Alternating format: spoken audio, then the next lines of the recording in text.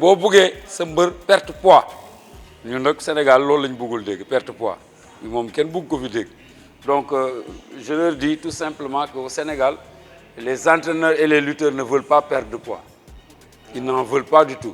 Peut-être ceux qui sont en équipe nationale et qui sont confrontés à un problème de poids.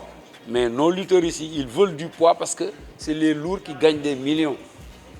Mais maintenant, on peut perdre La partie grasse, oui.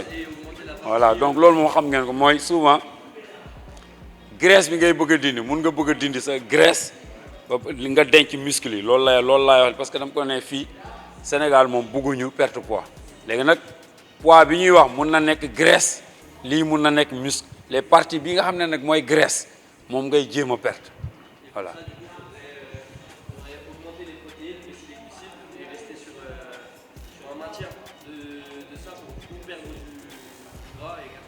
Voilà, donc comme li mu wax ne ngay perte ay on perd des glucides et des lipides et là on gagne en protéines voilà donc lipides yeeg yooyu mooy yu niin yeeg yooyu ngay fexe ba éliminer parce que loolu mooy graisse bi léegi nga denc li nga xam ne mooy joxe doole bi parce que bu graisse bi dem rek protéine bu fa desee rek moom mooy joxe doole bi moom mooy joxe poids bi aussi voilà.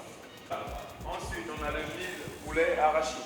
waaw mil mooy dugub poulet ak gerte. On a riz œuf fruits. léegi nag lii par exemple bu ñu la nee mil poulet arachide ban plat nga mun a am foofu loo xam ne am na li poulet gerte ak cere mun na nekk bon je donne un exemple ils ont dit le couscous par exemple avec la sauce rouge. Oui. Voilà. Sur un point. Ouais. On avait riz, poisson, poulet. C'est où les glucides, la viande. waaw léegi nee na Les glucides, on les trouve où dans le premier plat. Ils sont où les glucides? glucide nag mooy. On a vu les trois familles. waaye non defal na leen famille ne lipides yi lii la glucide itam sucre la de waaw. Les glucides, c'est où? neen fan la nekk fan la glucide nekk fii ci jën bi ci ceeb bi ci jën bi wala ci légume bi. Protéines, poisson protéines. Et ici, c'est légumes. Non, c'est pas liquide, mais c'est ça plus d'eau. Ensuite, dans le mil poulet arachide, on le trouve où ici le glucide? Glucide fan lañ koy trouver fii ci diggante dugub poulet ak arachide. Ok, non, glucide c'est le mil. Ensuite, poulet c'est quoi?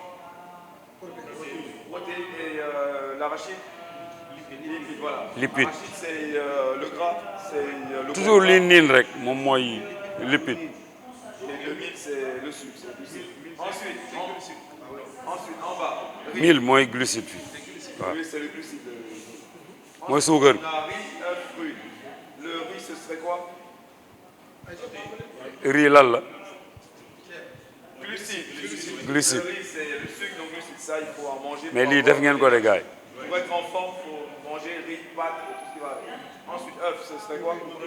Protéines, parfait. Ça, on augmente ça pour avoir la masse et du ici. Fruits, c'est les légumes. Il y a des lipides, mais il n'y a pas forcément dessus. Ensuite, en bas, bouillie, lait, œuf. Bouillie, ce serait quoi? buy mooy ñoom sombi ak ñoom affaire yooyu daal. waaw yooyu noonu. Parfait, bouillie, ce serait glucide. Ensuite, lait. meew lan la.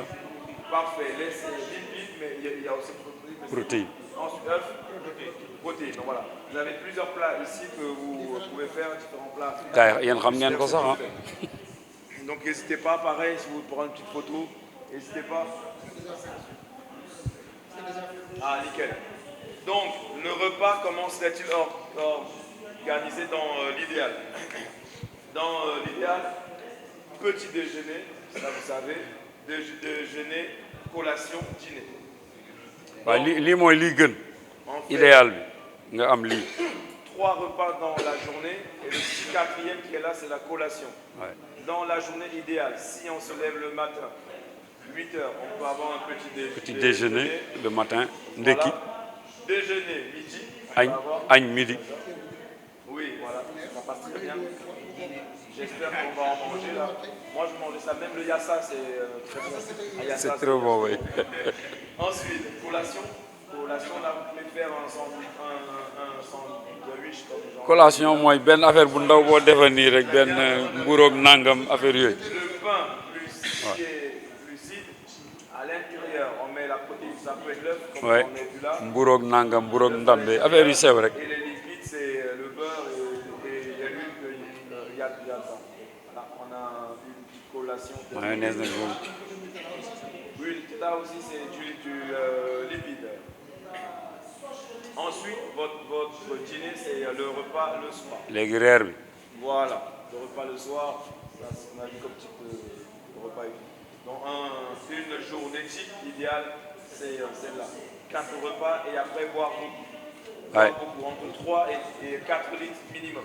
waaw lii mooy lii gën idéal soo ko amee lii moo gën après na ba pare di ci naan di naan bu bëri loolu moom wax nañ leen ko si kii bi naan bu bëri moom dafa baax ci sportif mu ne pas de soda mooy ñoom boisson yeeg yooyu quoi. Donc buvez eau, Ouais. bissap, Bissap. bouille, qu'on a vu, thé, Bouille. ça passe bien, café Ataaya. aussi, café voilà, tisane, ça passe bien. Eau de liquide. de gingembre Le gingembre, ça c'est bon aussi. c'est un booster naturel. Ouais. Un pré-workout, comme on appelle ça là-bas de côté. Un pré-workout. Ok, donc l'hydratation, comme je disais, qui fait partie waaw mooy ndox bi ñu doon wax l'alimentation. waaw. Donc boire entre 2 à 4 litres par jour. Mais pour un athlète, ce serait 3 à 4 litres d'eau minimum. waaw ñaar ba ñeenti litres par jour.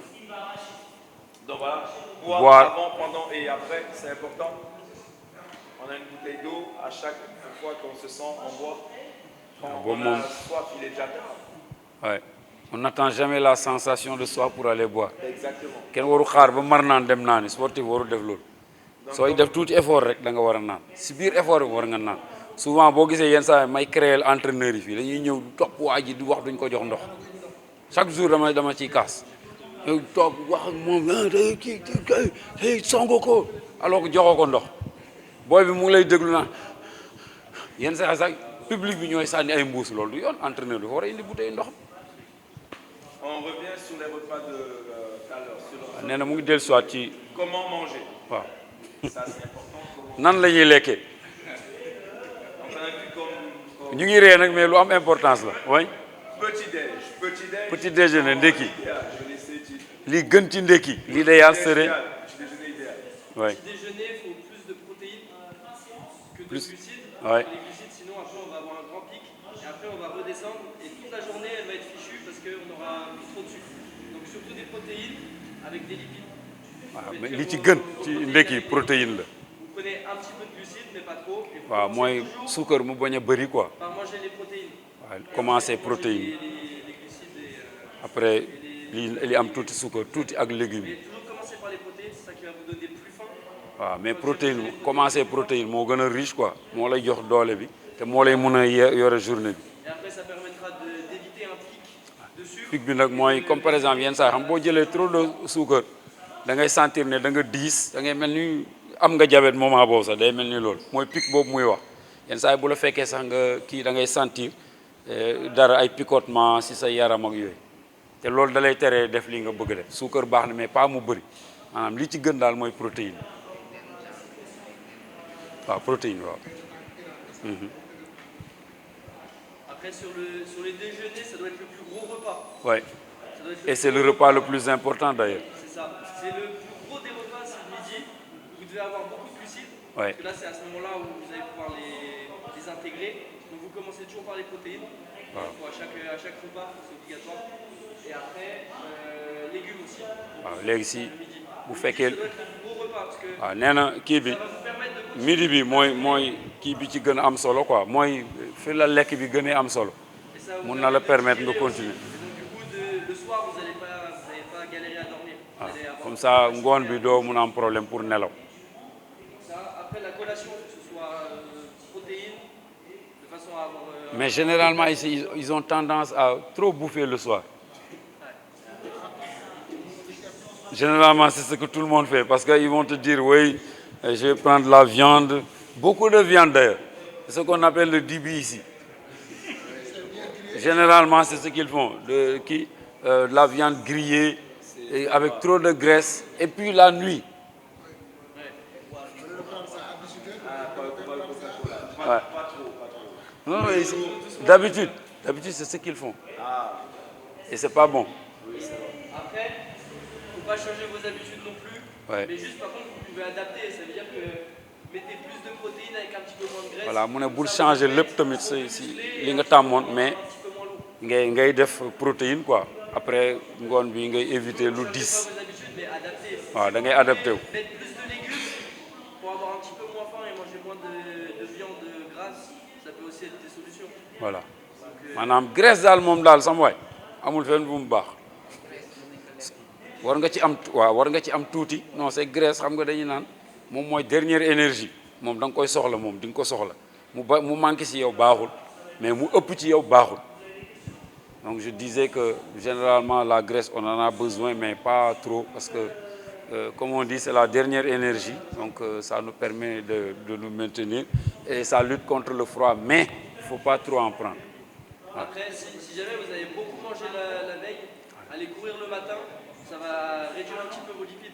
Voilà. Allez courir doucement et faire des Voilà bu fekkee ne démb li ngeen lekkoon dafa bëri mu surtout mu am côté graisse ak yooyu boo yeewoo le matin nga daw quoi comme ça mu wàññi waaw lippi graisse bi quoi. un peu en graisse et puis un petit peu en muscle aussi. Effectivement comme ça nga jëlaale tuuti muscle graisse yi di dem. Donc voilà sur les repas types. tey man dama am réunion 11h. Dans les petites erreurs à ne pas éviter, regardez bien, ne pas manger après l'entraînement. Voilà li ñu war a éviter mooy yi Bon repas après l'entraînement, Vous pouvez manger la collation après l'entraînement. collation. boo paree entraînement nga bañ a lekk daal maanaam boo déggee ñuy wax lekk mooy maanaam lekk pour mu nekk añ wala reer wi maanaam na nekk collation rek affaire bu sew daal. Des petits Waaw. fruits secs, dattes, arachides. Voilà ay tàndarma gerte yooyu yu ndaw daal lu sew rek.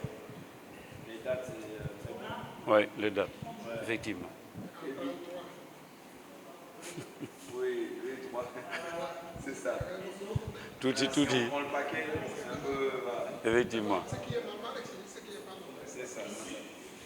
Donc, le gras, bon, pareil, c'est dans le gras, il faut l'éviter. Il faut l'éviter gras bi ñu doon wax sànq graisse ñu moytu ko bu baax. Dans le coca, pareil. waaye coca Pas 4.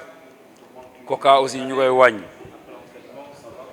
ñu koy wàññi parce que moom vraiment baaxul. Une grosse dose de sucre, vous la prenez après l'entraînement pour recharger, mais il faut que l'entraînement ne soit pas trop tôt le matin dans ce cas-là, parce que sinon ça fait que ça va faire un pic et après ça va redescendre. effectivement.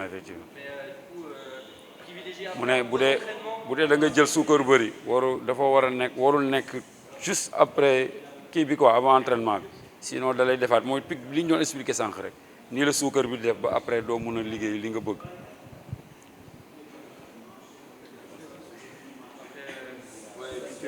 La déshydratation volontaire.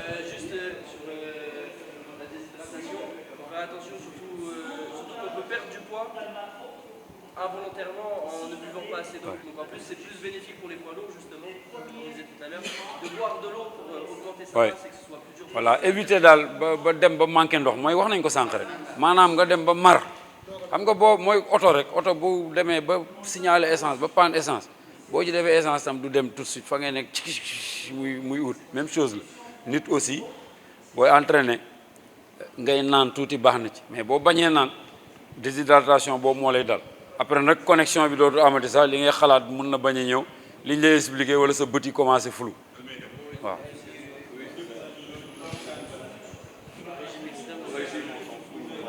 Boire à petite gorgée, c'est bien, mais boire, il y a des gens qui prennent une bouteille complète, tout boire et ne plus s'activer après. Donc, mieux vaut boire de petites gorgées et continuer les entraînements. Donc, le message clé que j'ai voulu mettre à la fin. Voilà, kii bi gën a am solo message bi mu leen bëggoon bàyyil bi gën a am solo ci fin bi. Votre corps, c'est le moteur. Da ngeen soxla seen yaram parce que seen yaram mooy base bi. Le moteur doit être alimenté. waaw moteur la Alimenté. te moteur dañ ko war a dundal. Si on a un moteur essence, on ne vient pas mettre diesel dans la voiture essence. Voilà boo amee moteur boo xam ne essence la waroo ci def gasoil parce que moteur essence la.